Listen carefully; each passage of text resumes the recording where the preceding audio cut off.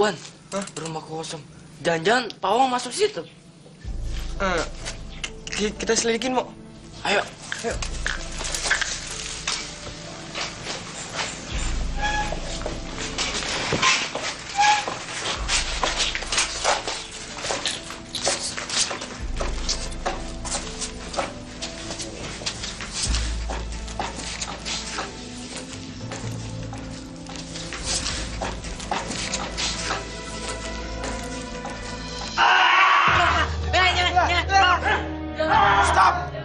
Stop. Jangan. Jangan, Pawang. Mereka adalah teman-teman kita juga. Dan kalian juga simpan rasa takut kalian. Hah? Iya. Untung tidak ngompol sampai 2 kali. Ya, seperti kalian duga. Semula aku juga menduga bahwa Pawang ini adalah seorang pemuda yang jahat, beringas, pembunuh. Tapi nyatanya tidak. Pawang ini adalah seorang pemuda yang ceria, baik hati, meskipun dia cuma pendiam. Nasib memang selalu berubah. Yang dulu hidup menyenangkan, tiba-tiba berbalik menjadi duka. Pawang ini dulu hidup berkecukupan, tapi tiba-tiba badai memporak-porandakan kehidupannya. Adik-adik dan 2 orang tuanya habis dibantai oleh orang tak dikenal. Dan sejak itu, dia menjadi pemurung, pendiam, lalu pergi. Dia tinggalkan rumah ini, dan tak seorang pun tahu keberadaannya. Bawa pulang! Bapak! Pak! Ibu! Bapak! Bu! Ibu! Pak! Bangun, Pak! Bapak, Ibu! Bangun, Bu! Bangun, Pak! Ibu, bangun, Bu! Bangun, Bu! Siapa yang bunuh Ibu? Bangun, jangan ninggalin Bapak, Bu!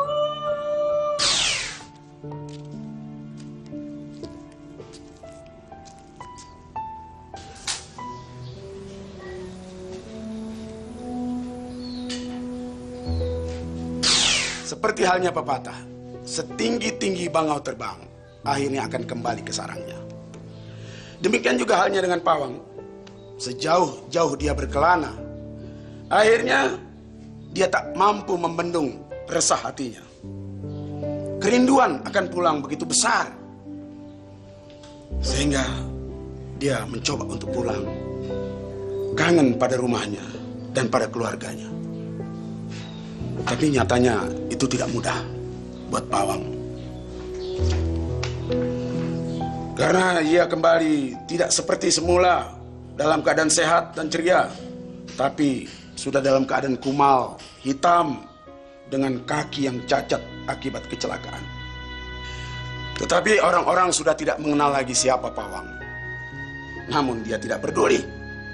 Yang dirindukannya hanyalah mendapatkan kebebasan dan hidup layak sebagaimana mestinya.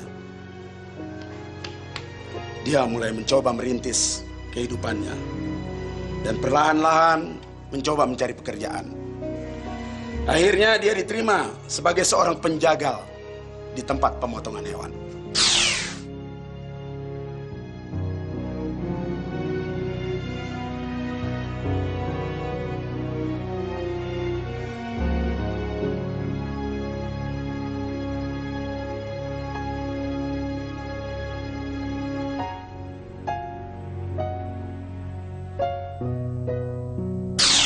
Dia bekerja dengan rajin.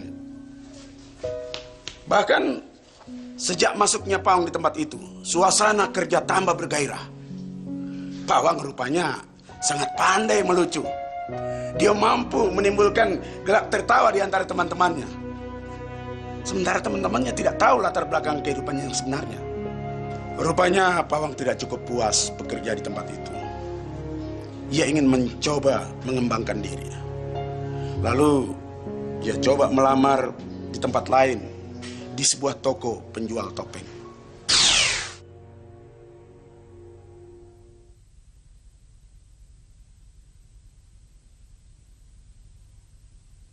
Ada apa, Pawang? Kamu mau kerja di sini? Ya udah, sini bantu saya.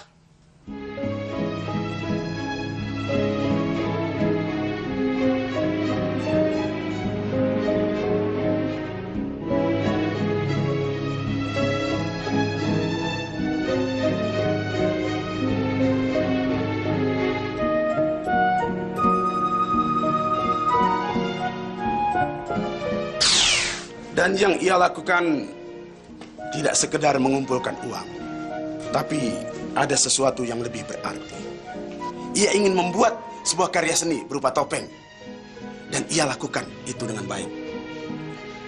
Dan ternyata Pawang berhasil menciptakan karya pertamanya, sebuah topeng. Dan dia kenakan topeng itu. Sampai saat ini, dia terus mengenakan topeng itu. Dan sampai saat peristiwa itu terjadi, dia terus merasa ketakutan. Hingga tiba-tiba kalian menabraknya. Sejak saat itu, dia merasa bingung dan gelisah. Karena orang-orang pasti akan menuduhnya sebagai pembunuh. Dan dia juga bingung terhadap kertas yang diterimanya. Sejak itu, Pawang berubah sikap menjadi beringas.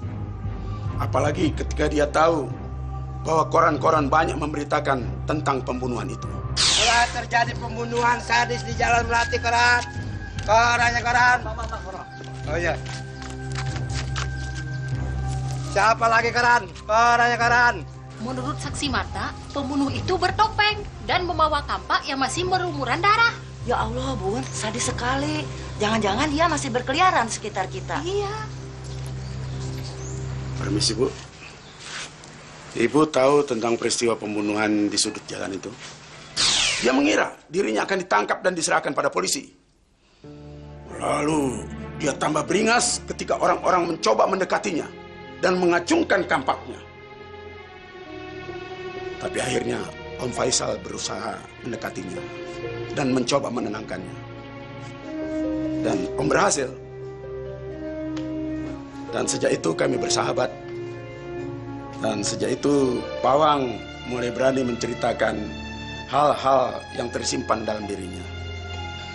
Selain itu, Pawang lalu menyerahkan kertas dari tangan korban pembunuhan itu.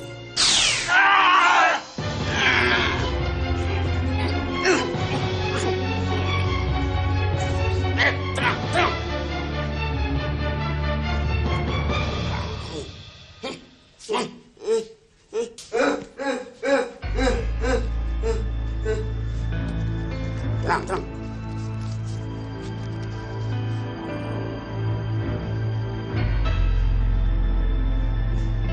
Dan ternyata kertas yang Om terima dari Pawang berisi sebuah peta.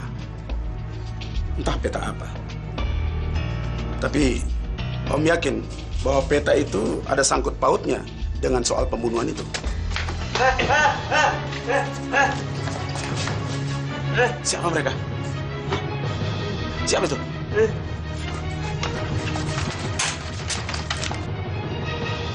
Dari hasil uji forensik, bahwa korban tewas bukan akibat dari kapak atau benda tajam lainnya.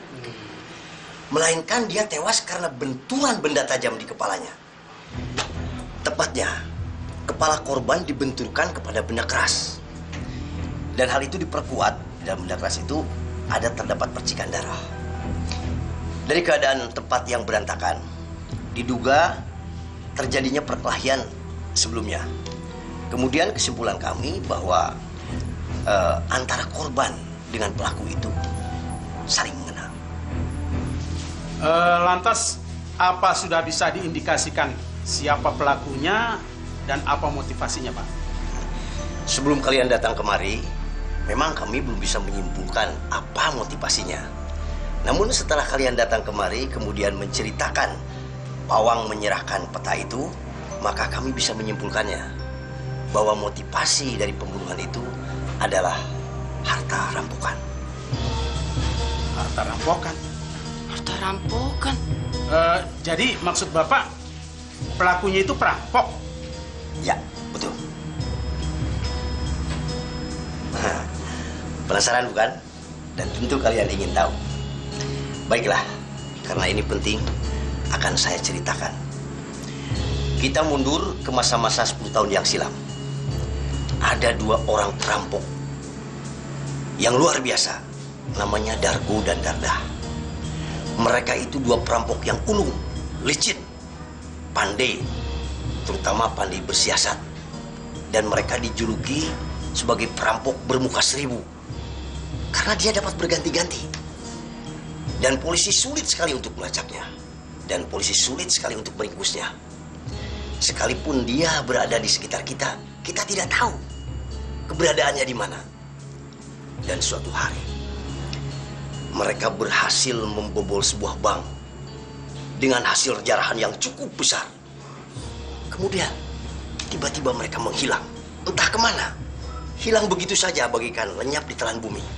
Dan sampai detik ini, polisi belum berhasil melacak keberadaannya. Nah, kasus pembunuhan di Jalan Melati itu cukup mencengangkan kami. Setelah kami mendapatkan info dari salah seorang napi. Nah, dari keterangan seorang napi, ternyata korban itu adalah Dardah, saudara daripada Dargo sendiri. Nah, sebelumnya, Dardah sudah punya itikad baik. Dia insaf, ingin kembali ke jalan yang benar. Lantas dia ingin menyerahkan diri dan peta di mana tempat mereka menyembunyikan harta rampokan itu. Dargo sangat marah pada Dardah. Kemudian dia mendatangi Dardah untuk merebut peta tersebut. Maka terjadilah perselisihan antara mereka. 2 bersaudara itu kemudian berakhir dengan tewasnya Dardah. Nah, namun Dardah masih sempat dan berhasil menyelamatkan peta tersebut hingga datangnya Pawang, dengan harapan agar Pawang menyerahkan peta tersebut pada polisi sebelum dia menghembuskan napasnya yang terakhir. Secara tidak langsung, kalian sudah terlibat dalam permasalahan ini. Walaupun keterlibatan kalian adalah keterlibatan hal yang baik, membantu polisi, namun Dargo pasti akan tetap memburu di mana keberadaan peta itu. Dan hal itu membahayakan bagi kalian. Maka dengan itu, hati-hati. Tapi jangan khawatir. Saya akan perintahkan anak buah saya untuk melindungi kalian. Terima kasih, Pak.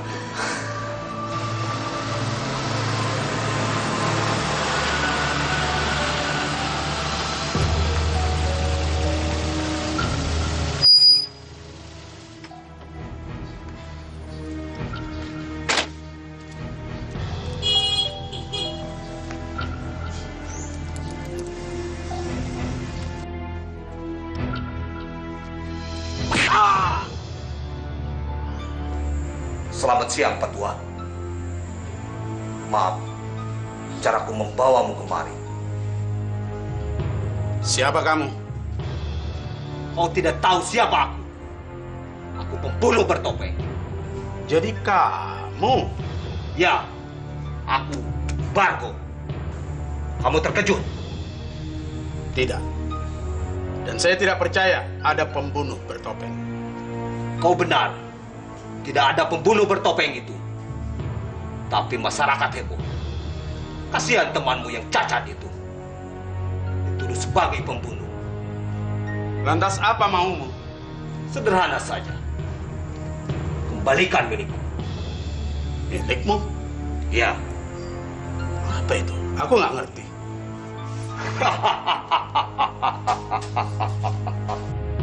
Kau pembohong, Pak Tua. Saya tidak bohong. Tapi anak cacat itu bilang petamu ada di tanganmu. Pawang maksudmu? Di mana dia? Tenang. Sementara ini dia aman-aman saja. Meskipun mengecewakan saya. Dia masih utuh. Tak kurang satu apapun. Cuma topeng dan kapak ini saja. Itu pun aku cuma meminjamnya saja. Sekedar menghayati bagaimana rasanya jadi pembunuh bertopeng itu. Ternyata keren juga. Ternyata cukup sangar dan menakutkan. Kayaknya tuh mobil Faisal, Mo. Iya tuh. Wah, Om Faisal mana, Mo? Om. Om. Faisal. Wah, Wah, kemana nih, Wan? Wah, nggak ada, Mo. Ada yang gak beres nih. Jangan-jangan Om Faisal diculik lagi. Wah, Aduh. Kita cari yuk, Mo. ayo, ayo. Yuk. Bagaimana Pak Tua? Masih mau berbohong? Tapi peta itu telah saya serahkan pada polisi. Tipuan apa lagi nih? Kamu belum kenal siapa Dargo. Masih bertahan Pak Tua, kau bodohi aku. Hah? Sungguh, peta itu telah saya serahkan pada polisi. Oh iya? Kamu tidak berbohong Pak Tua? Nanti kamu cek kebenarannya. Tampaknya memang begitu. Ya, ya. Sementara ini saya percaya Pak Tua. Saya percaya. Tapi ingat, saya sudah bertahun-tahun berkecimpung di dunia kejahatan. Saya tahu berbagai trik-trik kejahatan dan segala akal bulus. Kalaupun benar yang kamu katakan, telah kamu serahkan peta itu pada polisi, pasti kamu sudah menyalinnya. Suatu ketika kamu kangkangi sendiri hasil jerih payahku itu. Kamu tidak bisa pungkir Pak Tua. Tapi suatu hal yang perlu kamu ketahui, tak seorang pun yang bisa membaca peta itu selain saya dan Darda, saudaraku yang telah dimakan cacing itu.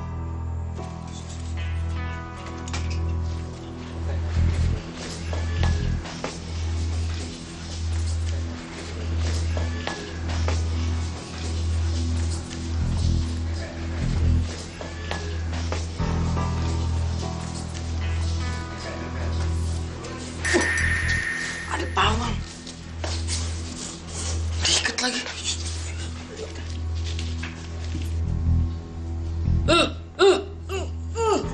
Kita bebasin dia.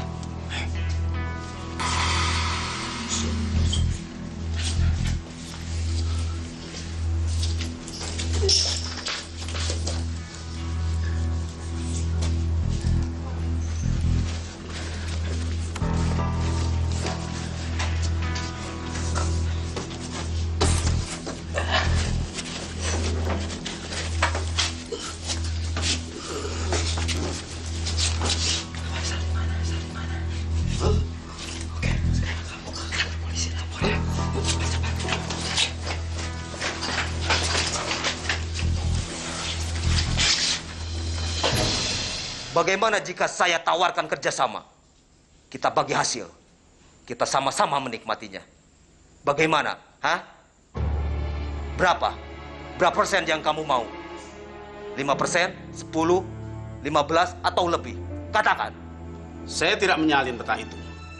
Dan saya juga tidak tertarik pada tawaranmu itu. Rupanya kamu keras kepala, Pak Tua. Kamu ingin menguasai harta itu. Baiklah, tawaran dicabut. Sekarang pilih, tunjukkan salinan peta itu, atau kamu keluar dari ruang ini dalam keadaan tak bernyawa. Aku hitung sampai 10, dan waktumu habis. 1, 2, 3, 4, 5, 6, 7, 8, 9.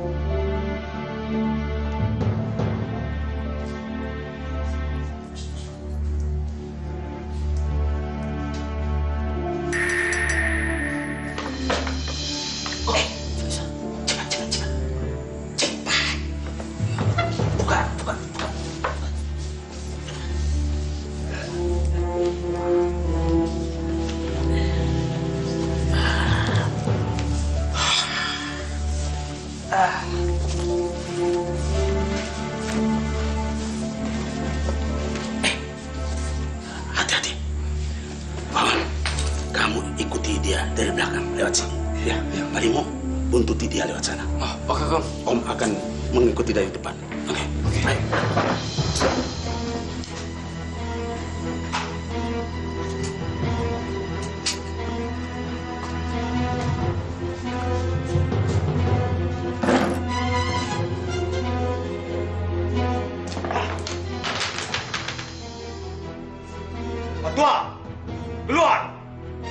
Saya tahu kamu masih di dalam. Keluar kau Patua. Aku di sini. Kamu jangan tertawa. Petualanganmu sudah berakhir. Punya nyali juga kau Patua.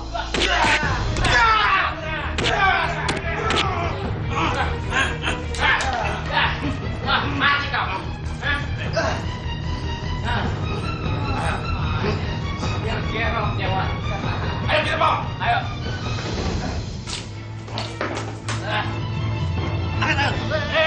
Pak, jangan Pak, jangan. Wih, Pak Faisal. Aduh, Pak Ritonang bikin kaget aja. Iya nih. Saya pikir siapa? Kalau tidak melihat dengan mata kepala sendiri, saya tidak percaya. Kalian ini memang tim yang hebat ya. Wah, maaf Pak. Bukan kami mendahului Bapak nih. Aduh. Saya.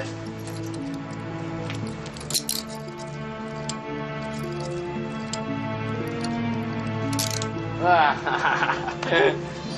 Ambil topengku. Topeng, sini. Sini topeng. Topeng. Tenang, Pawang, tenang. Semua sudah berakhir. Dan terima kasih ya atas laporannya ya.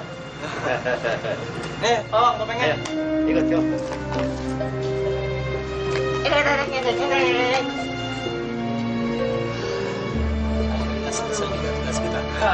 Sepasti.